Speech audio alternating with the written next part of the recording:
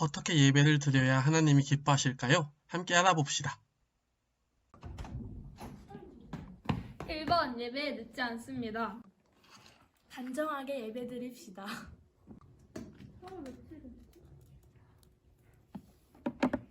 3번 예배는 끝까지 드립시다. 우리 모두 하나님이 원하시는 모습으로 예배드리는 예배자가 됩시다. 안녕하세요 친구들. 이번 주도 이렇게 예배 자리에 오신 여러분을 환영합니다. 그러면 다같이 사도신경하심으로 오늘 예배를 하나님 앞에 올려드리도록 하겠습니다. 나는 전능하신 아버지 하나님 천지의 창조주를 믿습니다. 나는 그의 유일하신 아들 우리 주 예수 그리스도를 믿습니다. 그는 성령으로 잉태되어 동정녀 마리아에게서 나시고 본디오 빌라도에게 고난을 받아 십자가에 못 박혀 죽으시고 장사된 지 사흘 만에 죽은 자 가운데서 다시 살아나셨으며 하늘에 오르시어 전능하신 아버지 하나님 우편에 앉아 계시다가 거기로부터 살아있는 자와 죽은 자를 심판하러 오십니다. 나는 성령을 믿으며 거룩한 공교회와 성도의 교제와 죄를 용서받는 것과 몸의 부활과 영생을 믿습니다. 아멘. 그럼 다같이 6월절 어린 양의 피로 찬양 드리고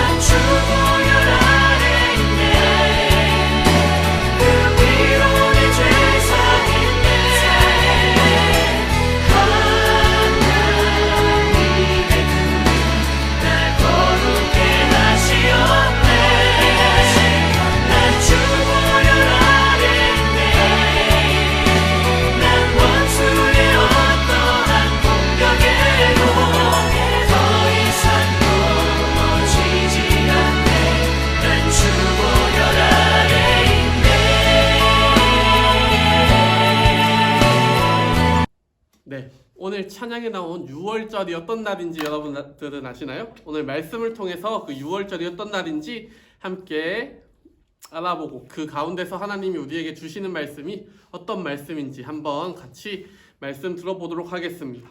자, 오늘 본문 말씀 출애굽기 12장 21절에서 28절 말씀입니다. 출애굽기 12장 21절에서 28절 말씀 다 같이 한 목소리로 봉독하시겠습니다. 시작. 모세가 이스라엘 모든 장로를 불러서 그들에게 이르되 너희는 나가서 너희의 가족대로 어린 양을 택하여 유월절 양으로 잡고 우슬초 묶음을 가져다가 그릇에 담은 피에 적셔서 그 피를 문인방과 좌우 설주에 뿌리고 아침까지 한 사람도 자기 집 문 밖에 나가지 말라. 여호와께서 애굽 사람들에게 재앙을 내리려고 지나가실 때에 문인방과 좌우 문설주의 피를 보시면 여호와께서 그 문을 넘으시고 멸하는 자에게 너희 집에 들어가서 너희를 치지 못하게 하실 것임이니라. 너희는 이 일을 규례로 삼아 너희와 너희 자손이 영원히 지킬 것이니 너희는 여호와께서 허락하신 대로 너희에게 주시는 땅에 이를 때에 이 예식을 지킬 것이라. 이후에 너희의 자녀가 묻기를 이 예식이 무슨 뜻이냐 하거든 너희는 이르기를 이는 여호와의 유월절 제사라.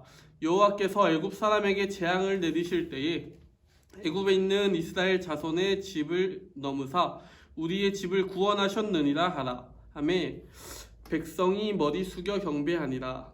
이스라엘 자손이 물러가서 그대로 행하되 여호와께서 모세와 아론에게 명령하신 대로 행하니라. 아멘.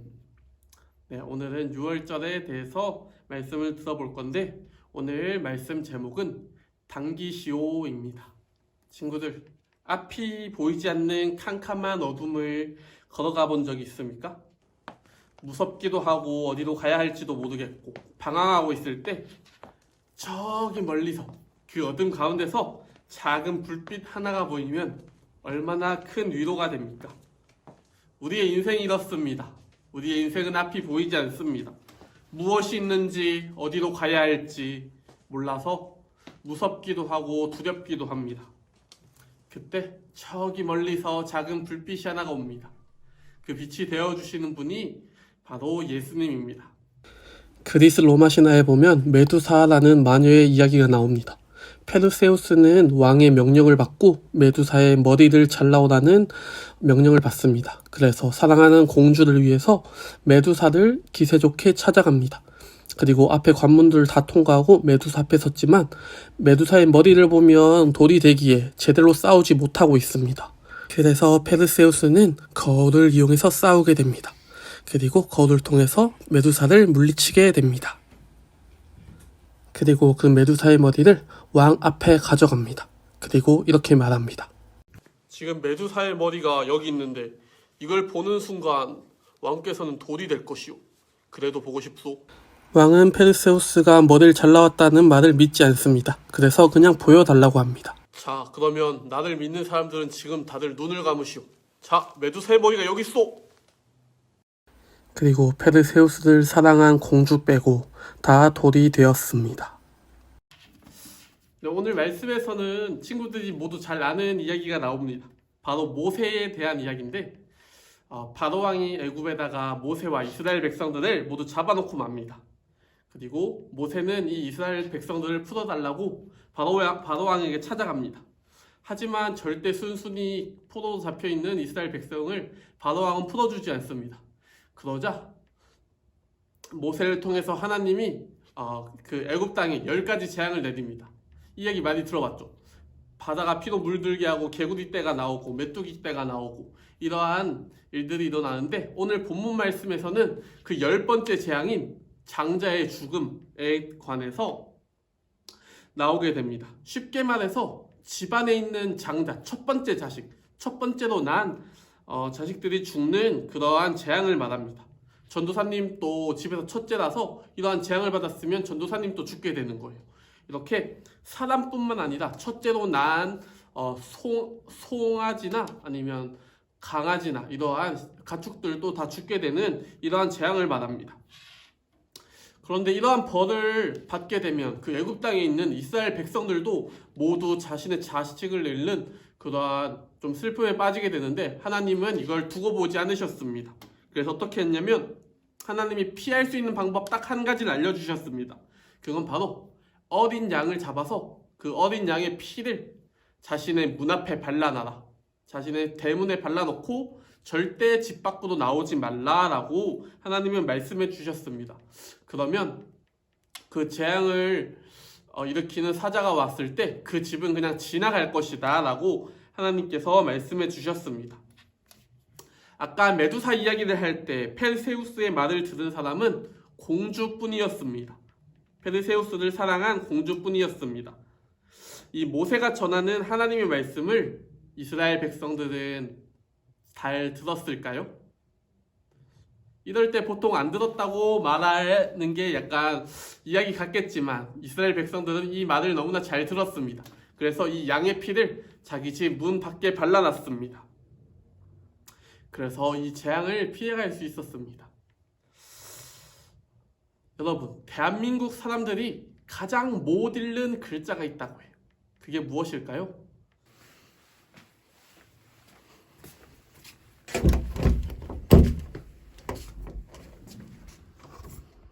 그건 바로 당기시오라는 말씀입니다. 문에 적혀있는 미시오, 당기시오 할 때 그 당기시오라는 말을 절대 듣지 않는다고 합니다. 당겨야 되는 물도 일단 무조건 밀고 보는 것이 이 대한민국 사람들이라고 합니다.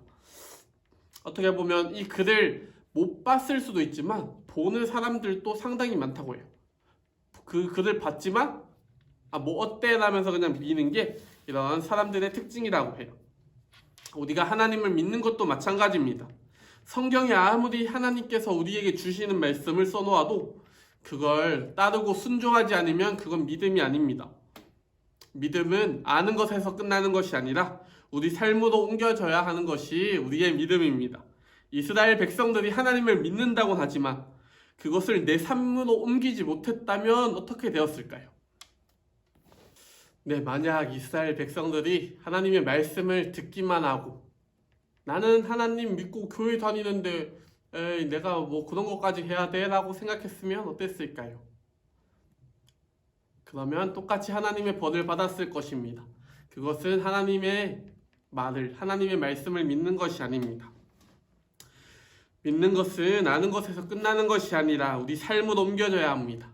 이스라엘 백성들이 하나님의 말을 듣긴 했지만 그것을 믿고 행동으로 옮기지 못했다면, 문에 양의 피를 바르지 못했다면 자식들이 죽는 그런 슬픔을 겪었어야 했을 것입니다. 우리도 하나님을 믿지만 그것을 행해야 됩니다.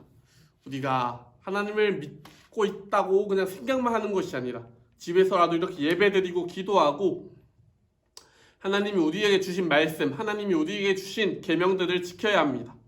오늘 밤에 너희 집 문 앞에 양의 피를 발라놓지 않으면 내일 집에서 누군가 죽음을 맞이할 거야 라는 말씀을 하나님께서 우리에게 하신다면 우리는 순종할 준비가 되어 있는지 자신을 점검해 봤으면 좋겠습니다. 그렇게 순종한 모세와 이스라엘 백성들은 애굽에서의 포로 생활을 끝내고 나오게 됩니다. 그리고 이 날을 유월절이라고 부르게 되었습니다. 친구들, 유월절이란 말 좀 들어봤을 텐데 이제 그날이 무슨 날인지 알게 되었나요? 이렇게 우리가 하나님을 믿고 순종했을 때 하나님이 우리를 구원해 주신 그 포로로 잡혀있던 생활에서 탈출하게 해주신 그날을 기념하는 날이 유월절입니다. 그리고 그 믿음을 늘 지키고 마음을 새롭게 하자는 마음으로 이렇게 유월절을 계속 지키라고 말씀하여 주셨습니다. 오늘 찬양에서도 유월절 어린 양의 피로 나의 삶의 문이 열렸네 라는 가사가 있습니다. 이 피로 인해서 우리의 삶이 새로 시작되게 됩니다. 우리가 하나님의 말씀을 기억하고 그걸 순종하면서 나아가는 우리가 되었으면 좋겠습니다. 내 이웃을 사랑하라, 내 부모를 공경하라 말씀하신 그 말씀을, 이 말씀뿐만 아니라 하나님께서 주신 말씀을 하나하나 읽으면서 하나님의 말씀을 읽어야 순종할 수 있습니다. 우리가 그렇게 믿음으로 살아가는 동일교회 청소년부가 되었으면 좋겠습니다.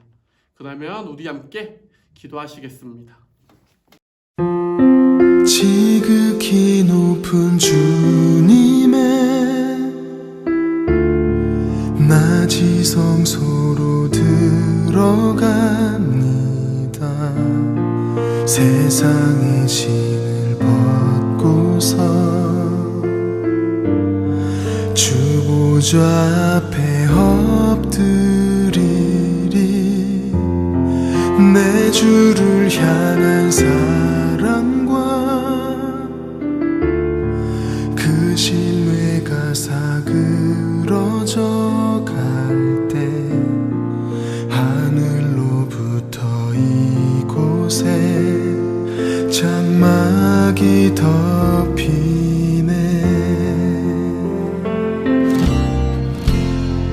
이곳을 덮으소서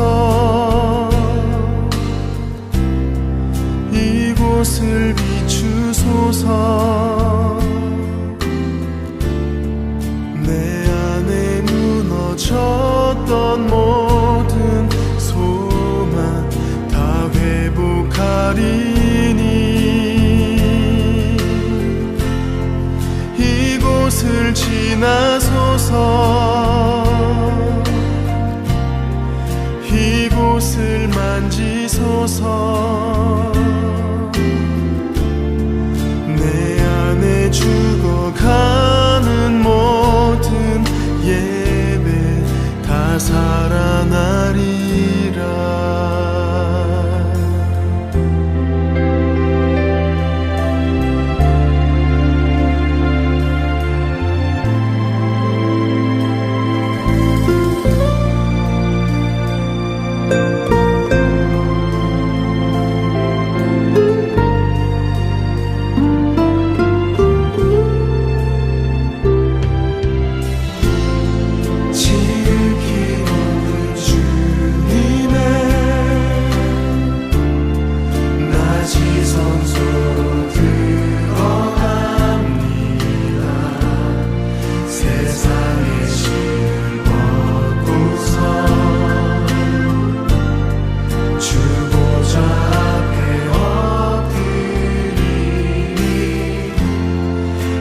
주를 향한 사랑과 그 신뢰가 사그러져 갈 때 하늘로부터 이곳에 장막이 덮이네 이곳을 덮으소서 이곳을 비추소서 내 안에 무너졌던 모든 소망 다 회복하리니 이곳을 지나소서 이곳을 만지소서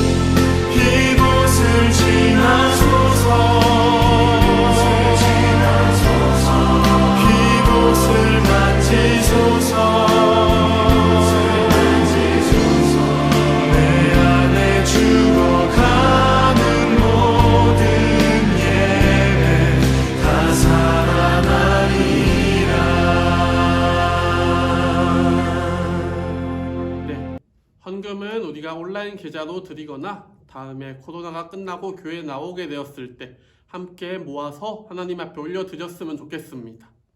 그러면 아래에 보이는 계좌로 하나님께 우리의 예물을 올려드리겠습니다.